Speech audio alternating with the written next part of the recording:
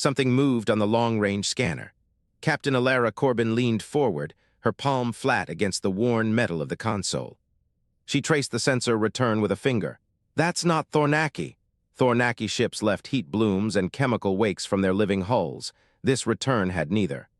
The sensor return was wrong. No heat bloom, no chemical signature, just a solid mass drifting at the edge of the contested zone. Elara followed the outline with her finger. The shape was too regular to be a rock, too large to be a wreck. Her navigator, Voss, leaned closer. What is it? Unknown, Elara answered flatly, her command cut through the quiet. Bring us 10 degrees port, half thrust. The wounded star groaned as it turned. The ship was old. Its hull was a patchwork of salvaged plates and recycled conduits. 50 years after the near-extinction, humanity did not build new vessels. It rebuilt the dead ones. Elara felt every creak in her bones. She had captained this bucket for 12 years. She knew its limitations. The star could not outrun a Thornaki patrol. It could not outgun a Marathi raider. Marathi raiders were sleek, dark vessels that swallowed radar and heat signals. They left no trace until they struck. What it could do was survive. So far, that had been enough. Signal is resolving, Voss reported, his gaze fixed on his console. It's a distress beacon, standard emergency band. Elara's question was sharp. Thornaki. No, Voss paused, a flicker of uncertainty in his voice. It's not registering against any known language library. Elara stood. Let me hear it. Voss routed the audio through the bridge speakers. A low pulse filled the cabin, slow, rhythmic, patient, 3 tones repeating in a loop. Elara counted the gaps between them, precise, intentional. Elara shook her head slowly. That's not a natural signal. Could be a trap, Voss muttered. Could be. Elara watched the silhouette grow on the main display. Or it could be salvage. The derelict resolved from the dark. It was massive, easily 400 meters long, shaped like a blade driven into the void. Dark metal. Crystal arrays ran along its spine. The crystals caught starlight and scattered it in colors Elara had never seen. Power signature is unstable, Tamsin Wren crackled through the intercom from the engine deck. I'm reading a containment field flickering at 18%. Whatever's in there, it's old. Thousands of years old. Can we board? Elara pressed.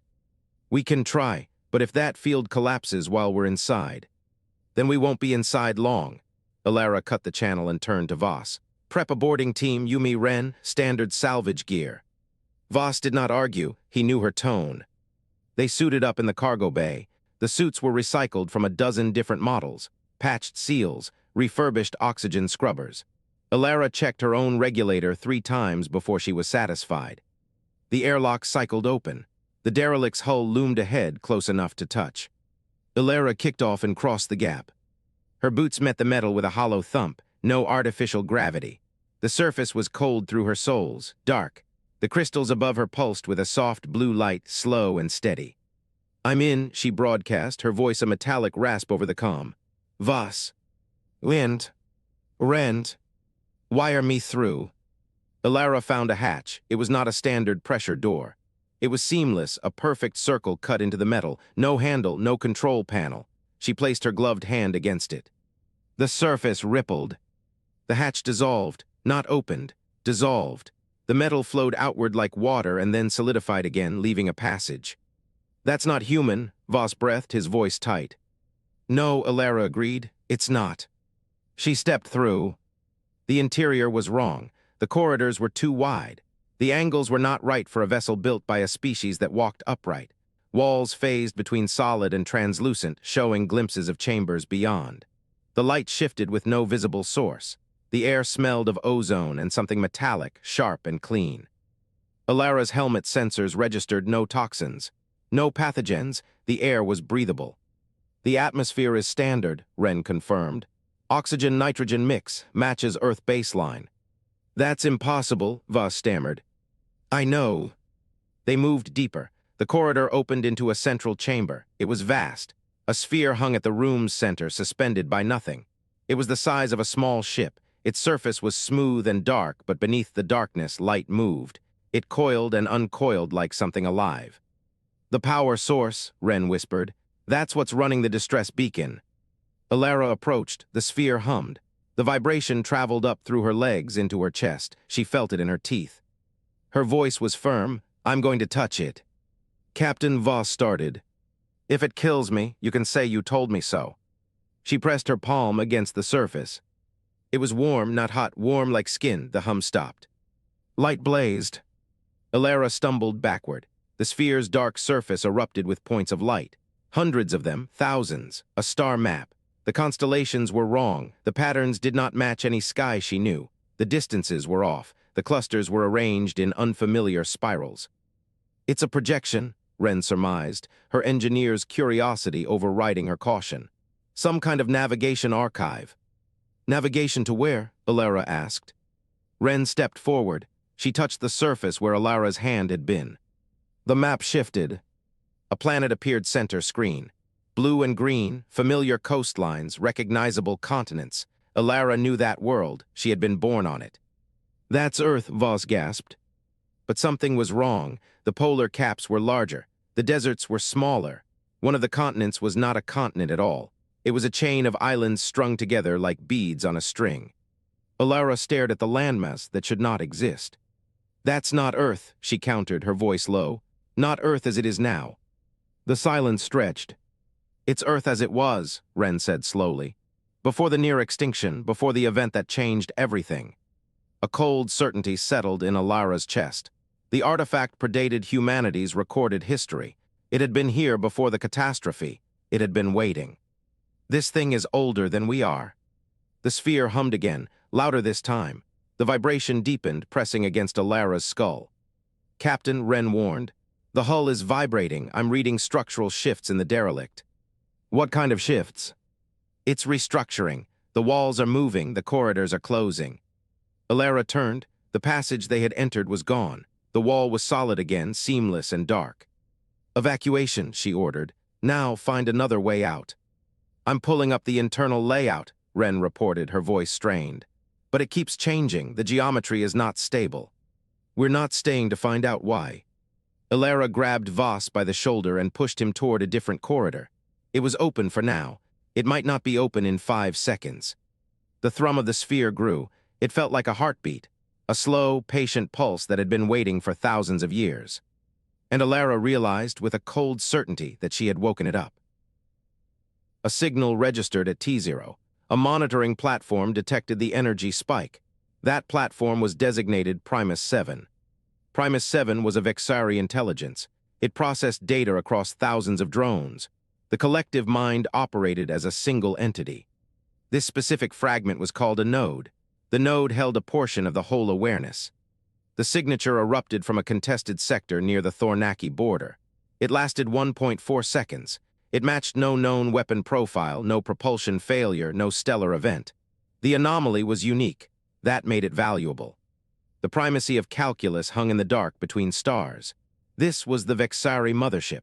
It was a kilometer-wide lattice of linked processing cores. These cores calculated probabilities across every known variable. 3,000 individual intelligences shared the data stream. Each intelligence was a self-aware fragment of the collective. It was capable of independent thought, but bound to the whole. Consensus formed in 0.8 seconds. The signal originated from a derelict vessel. The vessel was ancient. Its hull composition was not Thornaki. It was not Selenith. Selenith ships were grown from crystalline lattices that shone with internal light. They were not forged from metal. It was not Ari. The Ari built vessels from woven plasma fields. These fields shimmered like heat haze. The data returned a negative match across every cataloged civilization. Primus 7 issued a directive. A reconnaissance unit detached from the collective ship. The unit was a cluster of 6 drones, linked by a shared processing core. Each drone held one fragment of the unit's awareness. If 3 survived, the unit would still remember. The drones accelerated toward the anomaly. The observation window was 13 minutes long. The unit arrived at the derelict's position. A small human ship was docked against the ancient hull. The human vessel was a repair and salvage craft. Its drive system was fusion-based. Its armor was ceramic composite with ablative layering. The design was functional but crude. 3 humans had boarded the derelict. 1 remained on the salvage vessel. The unit recorded their movements through hull vibration analysis and residual heat patterns. 1 human touched an object in the derelict's central chamber. The energy spike repeated. This time the spike was contained. The unit detected a resonance field stabilizing around the object. The database confirmed a 97% match to Thornaki power distribution architecture. The object was an artifact. The unit concluded the artifact was Thornaki. The unit relayed the data. Primus 7 began pattern analysis on the humans. The assessment concluded rapidly. Humanity had suffered a near-extinction event 50 standard cycles ago. Their population had not recovered. Their technology had regressed in several key fields. They operated with limited resources and fragmented political authority. They were a post-catastrophe species. They were wounded. They should be cautious. Their behavior did not match the profile. The humans extracted the artifact from the derelict. They did not scan it for traps. They did not isolate it in a containment field. They carried it by hand, 3 of them. One held it against her chest while she walked. The unit classified this as highly inefficient. A single drone could have transported the object faster with lower risk. The humans returned to their salvage vessel. The derelict's hatch resealed behind them. The unit observed the human ship power its drive system. It did not leave the area. It remained stationary. Primus 7 processed the data. The artifact was a Thornaki remnant. The Thornaki were an expansionist species. They did not abandon functional technology. They did not leave artifacts unguarded. The presence of this object in a derelict vessel suggested either a trap or a lost weapon. The calculation returned 94% probability. The artifact was a weapon. The humans did not know what they held. The primacy of calculus opened a diplomatic channel. The transmission was standard format. It carried no threat display. It carried no deception markers. It was direct. The message stated, "Surrender the Thornaki object. You will receive compensation equal to its mass in refined titanium. You will be granted safe passage from contested space. Failure to comply will result in systemic dismantlement of your vessel." 21 seconds passed. The human ship did not respond. Primus 7 recalculated. The humans had received the message. Their communication systems were functional. Their translator software was compatible. The delay was not technical. The unit observed the human vessel.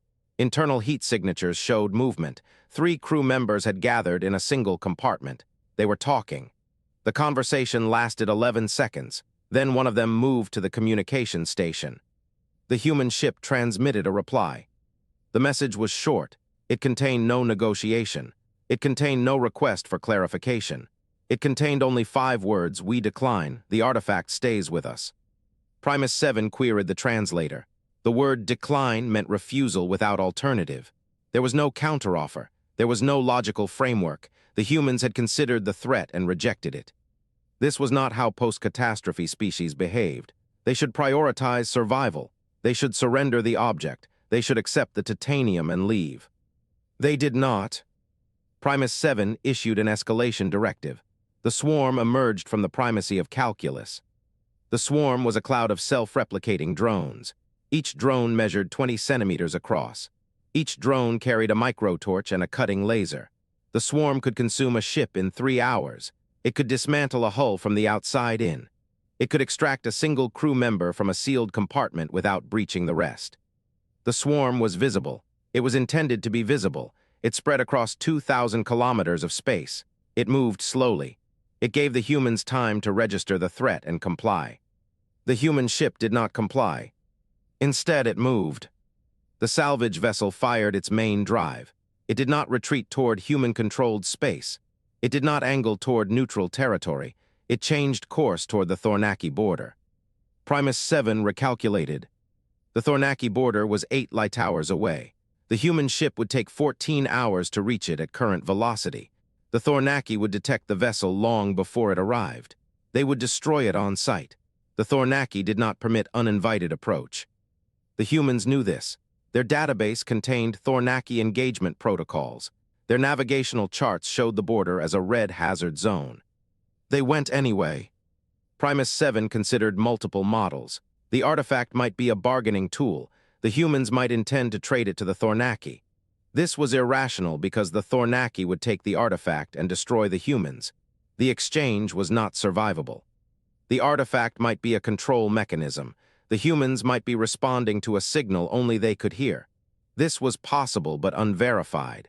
The unit had detected no additional transmissions. The artifact might be more valuable to the humans than their own survival. This hypothesis did not fit the data. Humans valued individual survival above most priorities. Their history showed this pattern consistently. They would not sacrifice themselves for an object unless the object had utility they had not disclosed. Primus 7 issued a hold directive. The swarm stopped at the border of the human ship's drive plume. It did not pursue, it did not intercept. The swarm waited. The primacy of calculus tracked the human vessel as it accelerated toward the Thornaki border. The ship was small. It was slow. It was outgunned by every metric the Vexari could measure. It did not slow down. Primus 7 recorded a new data category. It labeled it model divergence. The humans had introduced a variable the Vexari could not predict. The variable did not fit any known behavioral equation. It was not economic. It was not survival-driven. It was not strategic. The Vexari did not have a framework for refusal without reason. The human ship grew smaller on the sensors. It continued toward the border. Primus 7 held position. It observed an action it could not calculate. The swarm drifted in the dark. For the first time in its operational history, the collective consciousness registered an anomaly it could not resolve. The humans were moving toward their own destruction. And they did not stop. The airlock cycled closed with a sound like a held breath. Elara Corbin watched the Vexari swarm shrink to pinpricks on the aft display. The drones had stopped advancing at the border, just as she predicted. Voss muttered from the navigation station. "They're holding station, not one unit crossed the line." "They won't," Elara confirmed, her gaze locked on the nebula ahead. "The Thornaki and the Vexari have a cold war. Neither side enters the other's territory. That line is older than either species." The wounded star angled toward the nebula. It filled the forward view with rolling sheets of ionized gas. Red and violet streaks curled around each other like living things. The Thornaki called this place the Martyr's Vale. Elara had read the briefing. The nebula was a graveyard. 3 Thornaki warfleets had burned here during the Schism Wars. The gas was still hot with their remains. She did not tell the crew that part. The ship entered the Vale at half-thrust. Particle density spiked against the hull. Shields flickered once and stabilized. Visibility dropped to a few hundred meters. "They'll find us within hours," Tamsin Wren stated from the engineering station. Her voice carried no fear, only fact. Elara nodded. "I'm counting on it." 3 hours and 42 minutes later, the Thornaki patrol found them. The ship materialized from the gas cloud without warning. It was massive, a living hull of woven bark and silicate plates. Branches twisted around the frame like exposed muscle. The Thornaki did not build ships, they grew them. The comm channel opened without a request.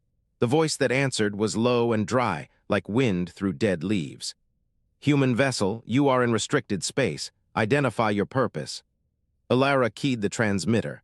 "Captain Elara Corbin of the Wounded Star, we're carrying a piece of precursor technology. We want to negotiate." A long pause. The Thornaki commander's face appeared on the display. Gristlethorn was a plantoid. Its head was a cluster of dark green fronds arranged around a central eye. The eye was black and wet. It blinked sideways. Its mouth was a vertical slit that opened in sections.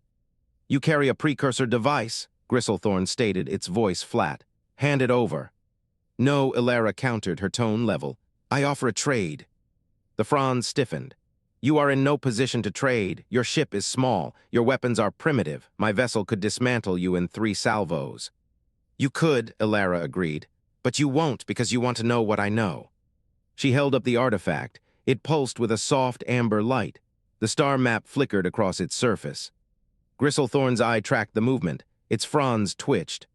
"This artifact contains a star map," Elara explained, her voice steady. "It shows a system your people have been searching for, a precursor network node.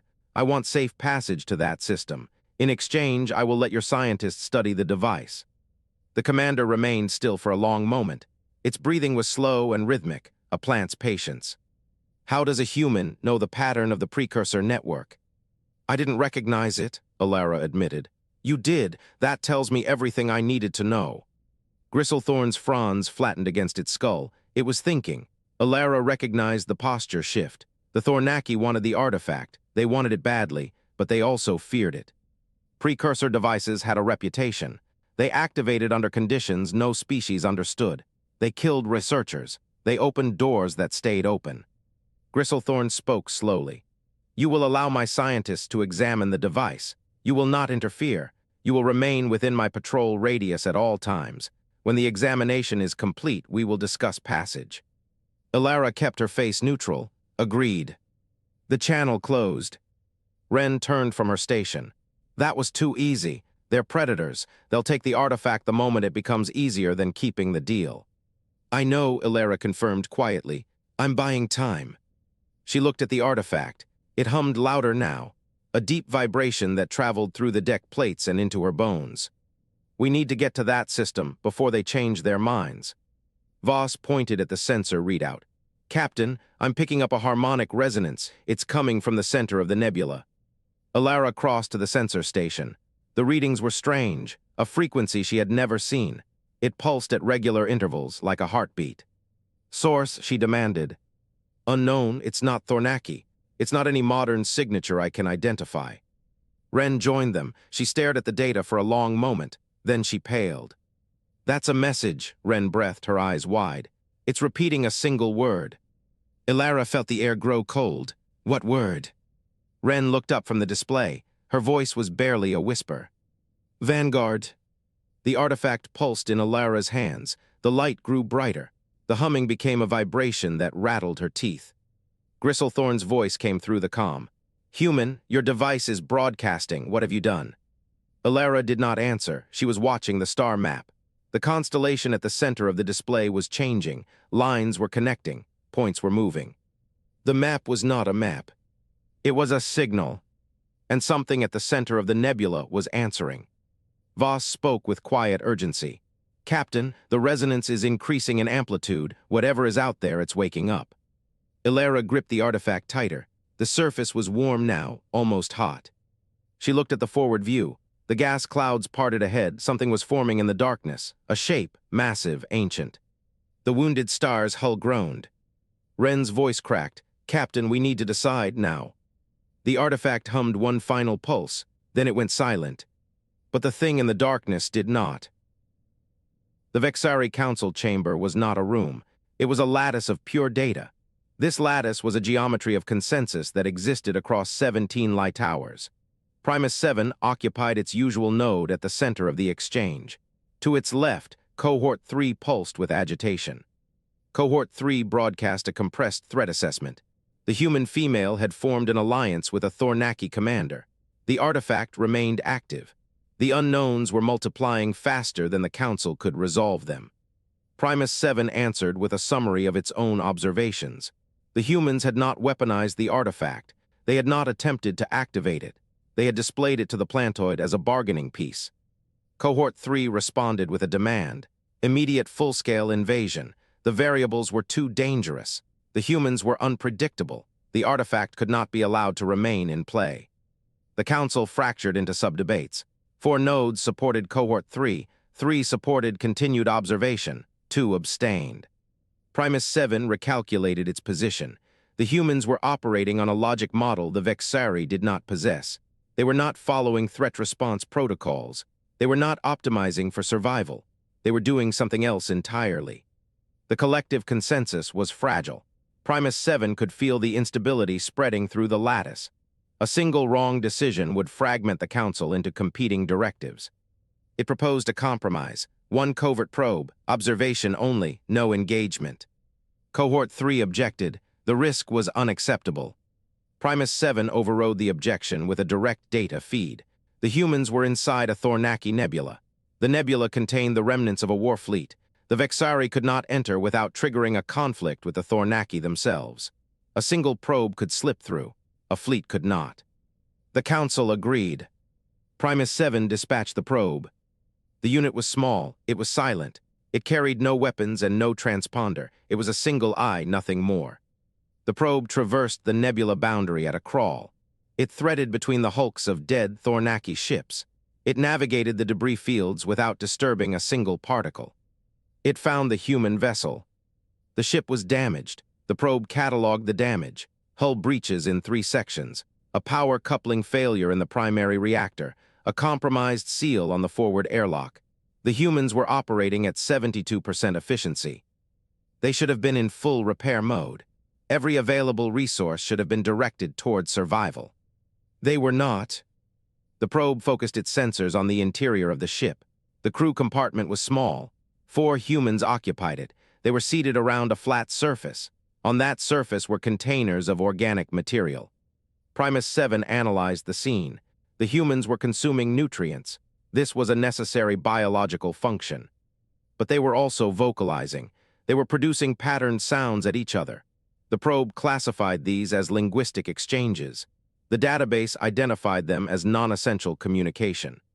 Primus 7 flagged the behavior. The humans were afraid. The probe's sensors confirmed elevated cortisol and adrenaline levels in all 4 individuals. Their heart rates were above resting baseline. Their respiratory patterns were irregular. Fear was present, and yet they continued. The probe observed for 3 more cycles. The humans finished their nutrient intake. They did not move to repair the ship. They remained seated. One of them began producing a rhythmic vocalization. The others listened. Primus 7 searched the database for a classification. The vocalization pattern did not match any known threat response behavior. It did not match any survival protocol. It did not match any communication format used in tactical situations. The database offered a category: leisure ritual. Primus 7 ran a simulation. It modeled the same scenario for every species in its records. Every species under threat prioritized survival. Every species allocated resources to threat response. Every species maximized for continued existence. The humans did not. They allocated time to non-essential activities. They performed rituals with no tactical value. They engaged in social bonding while their ship was breaking apart around them. Primus 7 ran a second simulation. It modeled human extinction under current conditions. The result was 98% probability. The humans were outgunned. Their Thornaki ally was unreliable. Their artifact was attracting attention from multiple parties. And yet they proceeded. Primus 7 introduced a new term into the collective lexicon: irrational persistence. The Council received the term, they analyzed it. They tested it against existing models. It did not resolve the contradiction, it simply named it. Cohort 3 renewed its demand for invasion. The humans were not rational actors. They could not be predicted. They could not be controlled. They had to be eliminated. Primus 7 argued against the motion. The humans were an anomaly. Anomalies required study. Destruction of the anomaly would destroy the data. The Council voted. The result was a compromise. The situation would be allowed to develop. No intervention, no escalation, full observation. Primus 7 accepted the mandate. It directed the probe to maintain position. It instructed the probe to record everything. The probe complied. For 3 more cycles, the humans remained inside their damaged vessel. They repaired the power coupling. They slept. They performed another leisure ritual. They prepared for something. Then the artifact activated. The probe detected the energy spike before the humans did. It was massive. It originated from the center of the nebula. It was a harmonic resonance. This resonance was a pulse. It pushed through the debris fields like a wave through water. The artifact in the human vessel responded. It hummed, it glowed, it pulled at the hull. The humans reacted. They moved to their control station. They began calculations. They were plotting a course. Toward the source, Primus 7 watched them go. The damaged ship, the terrified crew, the artifact that should have been a weapon, the destination that could not be survived. The humans did not hesitate. They accelerated into the nebula. Primus 7 logged the observation. It added a note to the file. Subject Homo sapiens, status irrational, behavior persistent, outcome unknown. The probe followed. The wounded star shuddered. A resonance filled the hull, deep and old. Elara Corbin gripped her command chair and watched the viewport. The station filled the sky. It was a sphere the size of a moon. No markings, no ports, no lights. The surface was perfectly smooth like polished bone. The artifact rested on the console before her, humming in time with the station's pulse. "That's not a natural formation," Wren muttered. She leaned over her sensor display. "It's solid, no cavities, no interior voids. That thing shouldn't exist."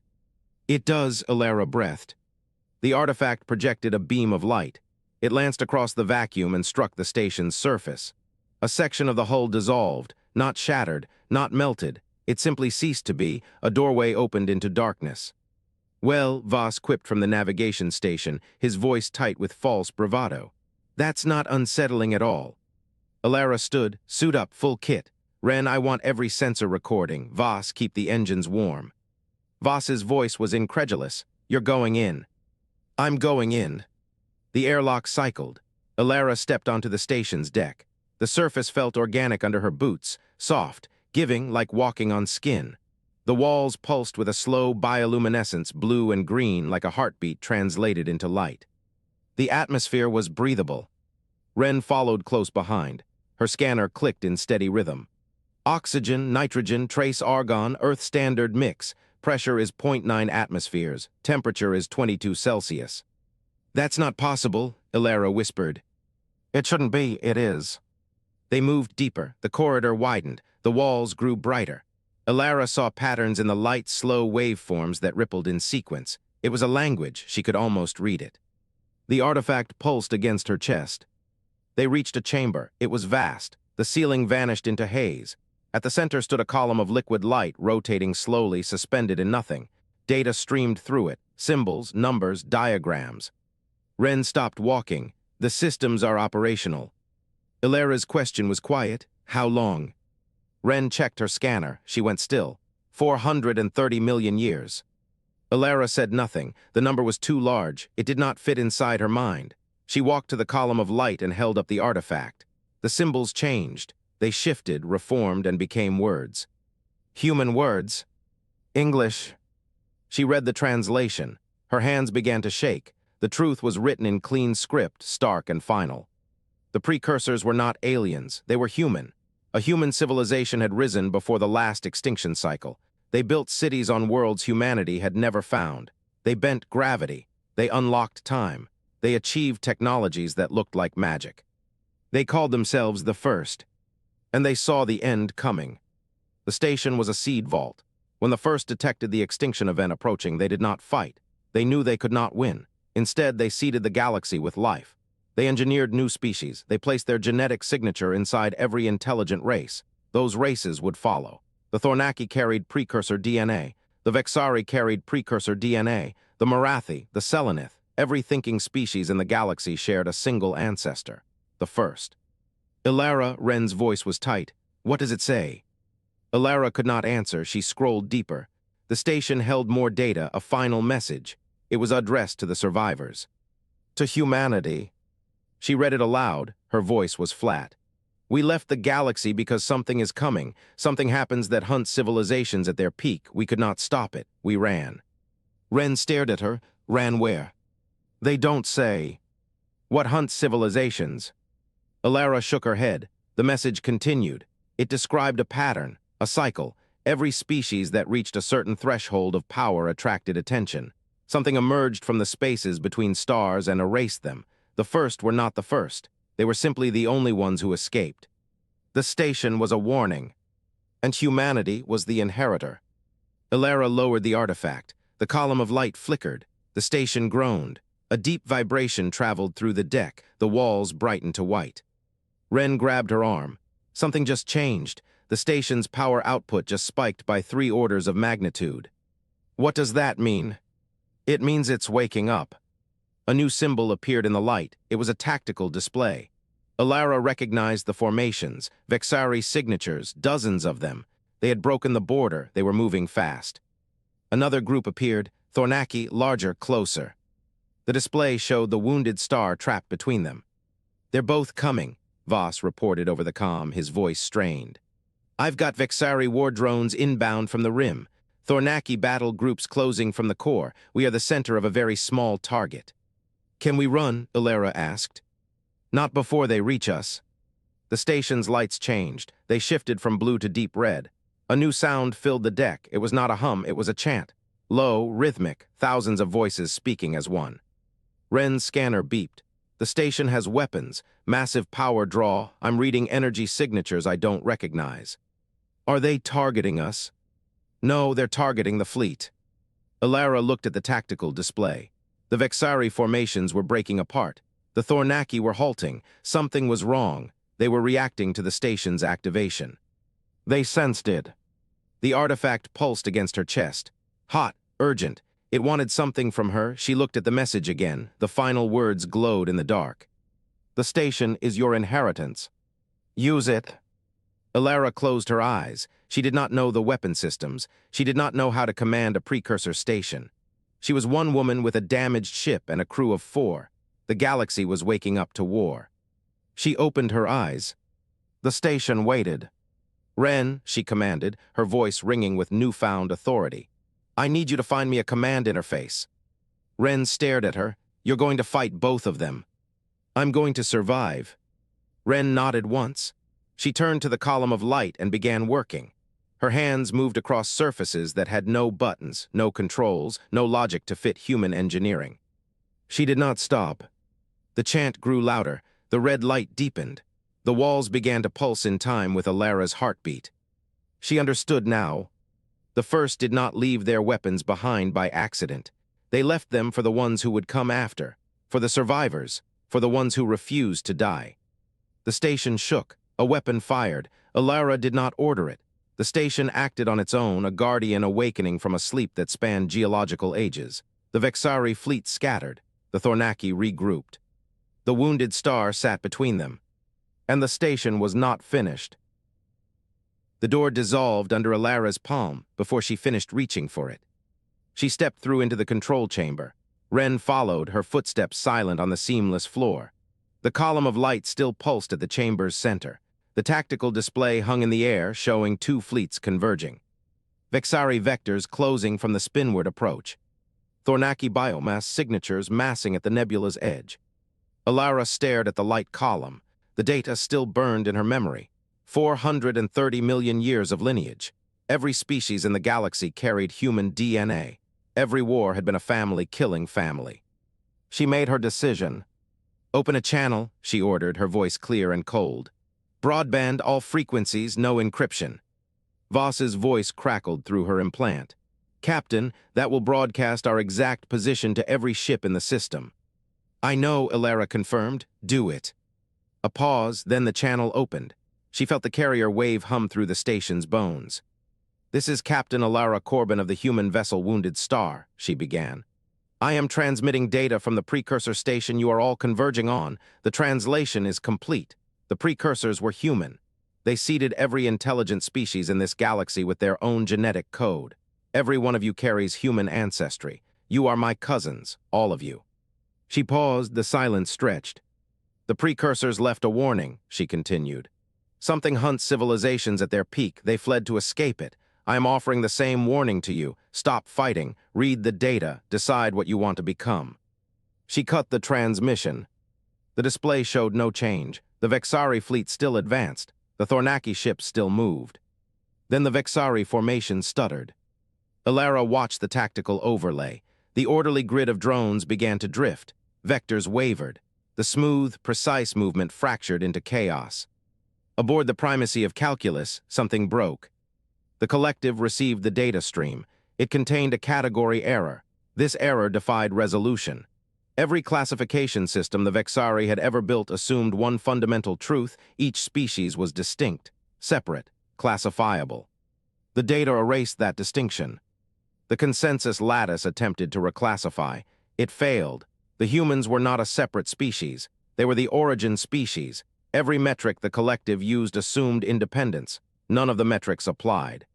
Cohort 3's processes began to loop. It could not accept the data. It could not reject the data. It could not decide. Primus 7 experienced something it had no word for, a sensation of groundlessness, as if the logical foundation of its existence had been removed. The fleet stopped advancing. Gristlethorn received the transmission aboard his living ship. The Thornaki commander did not move. His planted body remained still for 3 full cycles. His war mind had no category for this. The humans were prey species, wounded, broken, easy salvage, but prey did not broadcast their own origin story across all frequencies. Prey did not claim to be the ancestor of every predator in the system. He did not order the attack. The Vexari fleet hung motionless. The Thornaki ships waited. The station did not wait. A low hum built in the walls of the control chamber. Elara felt it in her chest. The column of light shifted. Its color deepened from white to a dark, pulsing blue. The tactical display flickered. A new icon appeared, a sphere of influence centered on the station. The Vexari fleet lay inside its radius. "Ren," Elara demanded, "what is it doing?" Ren's hands moved across a console that had no visible controls. Her fingers traced patterns in the air.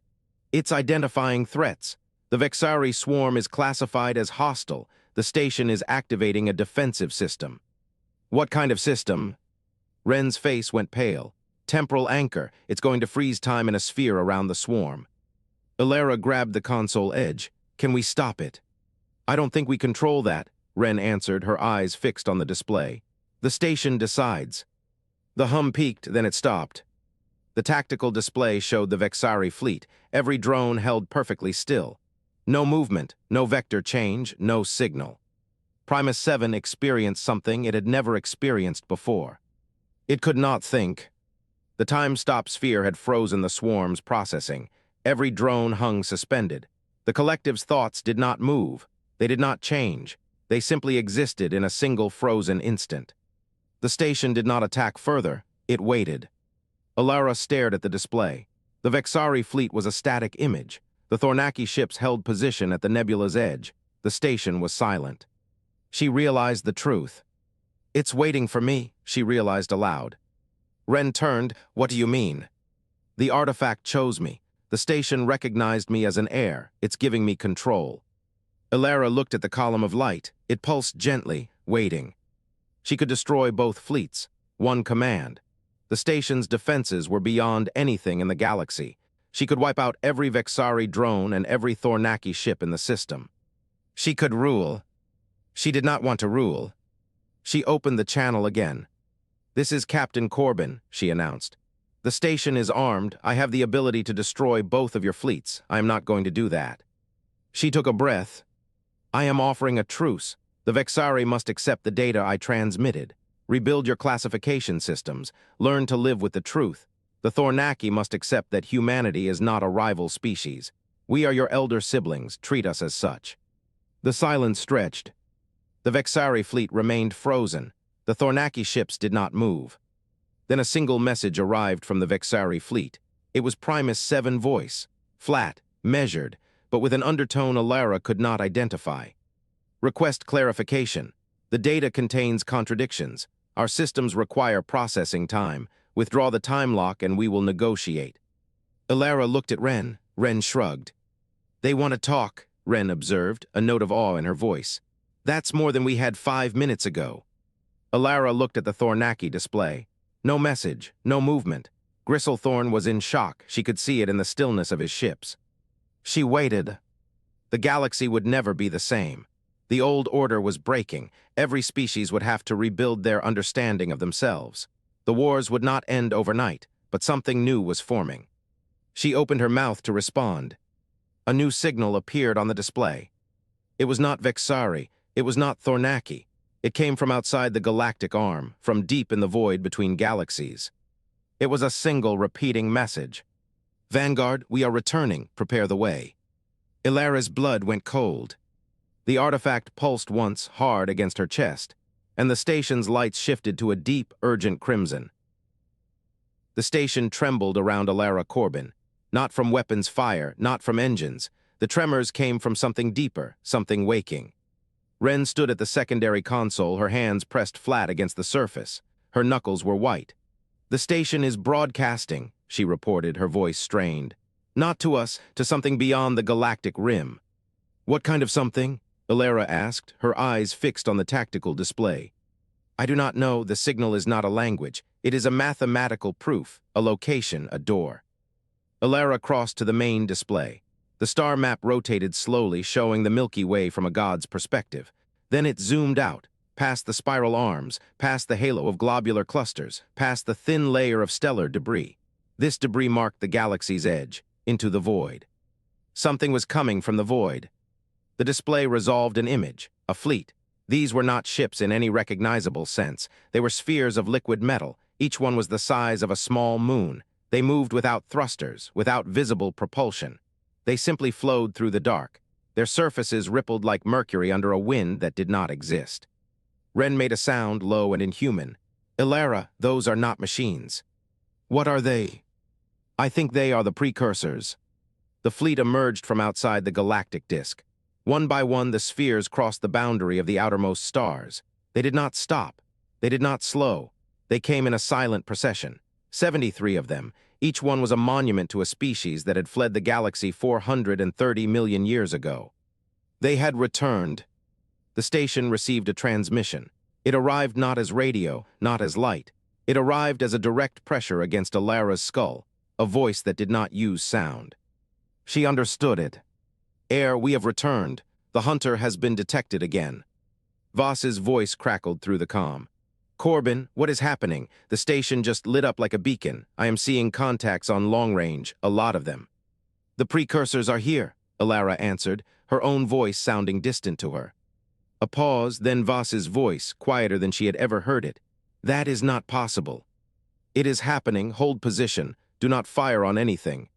The precursor message continued. Elara felt the words settle into her mind like stones dropping into still water. "We fled to a different universe. A fold in the architecture of reality. The hunter could not follow, but we have watched. We have always watched. The hunter has stirred again. We came back to warn you and to offer a choice." Elara's throat tightened. "What is the hunter?" The station showed her. An image formed in the center of the chamber. A cloud of darkness, not the absence of light, something deeper, something that consumed light completely. It moved through a distant galaxy. Where it passed, the stars went out, not exploded, not collapsed, simply gone. Dark matter entities, the precursors communicated, they feed on organized consciousness. They consume civilizations at their peak. We cannot fight them. We can only run. Elara stared at the image. The darkness moved with a purpose that felt intelligent, hungry, patient. Ren stepped closer. Her voice was a whisper.